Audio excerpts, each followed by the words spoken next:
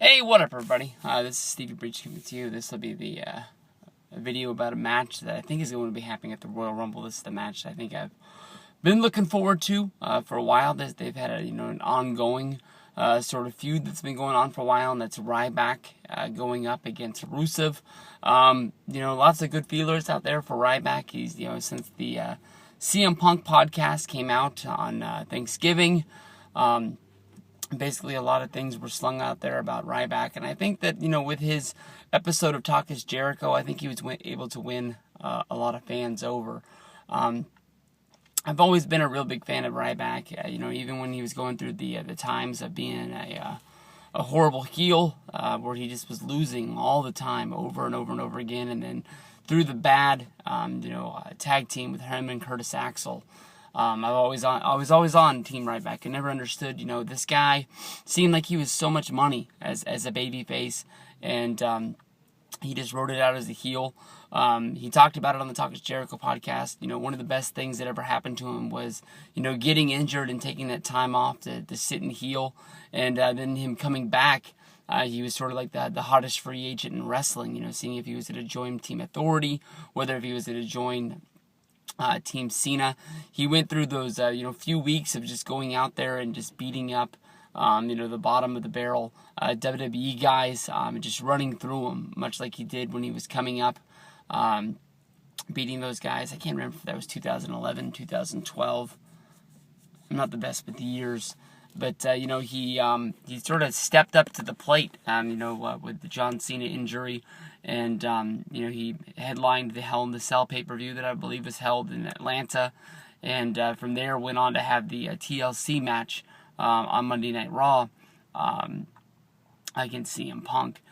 He really was looked at in that Hell in the Cell match as the guy that really could, grab the championship that night and stop Punk's reign because how hot the guy was, and they didn't want to cool him off. And it ends up, losing those two matches. I think really what was, what put out the flame of Ryback was the loss at WrestleMania 29 to Mark Henry. They tried to get it rekindled by turning him heel on John Cena and getting that match going, but it just never really happened. Now here we are, and they're sort of not learning, what worked with Ryback. Here we are, leading up to this match against Rusev. We've seen, Big Show beat up Ryback. It's not horrible to see Ryback sell, but, and Ryback can't win every match, so it is what it is. And then even, going up, into the Royal Rumble, into a match against Rusev, Rusev is a guy that, he can't lose, or you sort of, put the flame out on him and Lana as well. So, when it comes down to the match at the Rumble, I think that it's going to happen that Ryback's going to lose the match. So in these, exchanges, it should be Ryback always getting the better of Rusev, and Rusev's on the run. Instead, they've been basically putting Rusev and Big Show as a team, taking out Ryback, and Ryback looks like a fool at the end of the day.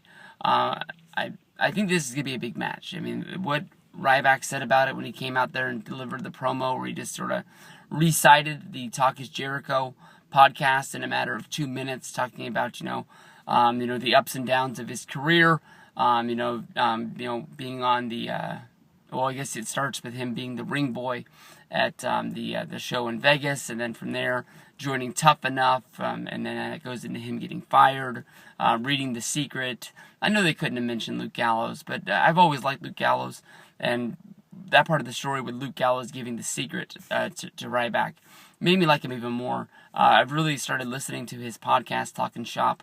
It's one that you guys should really listen to. It's really, really good stuff. And, from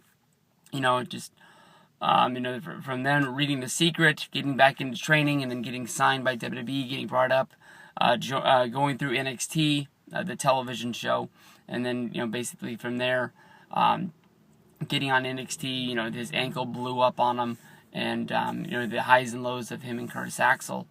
And now here he is, one of the top guys. I don't put him in that group of guys that could win the Rumble. I put him in that list of guys with him and Ambrose.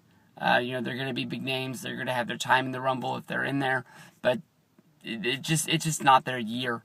But what he said, this isn't a an American versus Russian thing. You know, this isn't a replay of the Survivor Series back in the day of Team Luger going up against Team Yoko. You know, this is just, you know, two big guys who are going to beat the hell out of each other thing. And I love this. I've talked about this 1,000 times. Old 80s style wrestling, you go back and watch those prime times, you see matches of like Hercules Hernandez going up there against, you know, Don Morocco. You know, just two big dudes going in there and hitting each other as hard as they can for us. Put a smile on our face. We love professional wrestling. This is what professional wrestling is going to be about. Rusev versus Ryback. I'm picking Rusev, but I get a good smile on my face when Ryback's in a good match. So, thumbs up to you, Ryback. I'm on your team. Peace out.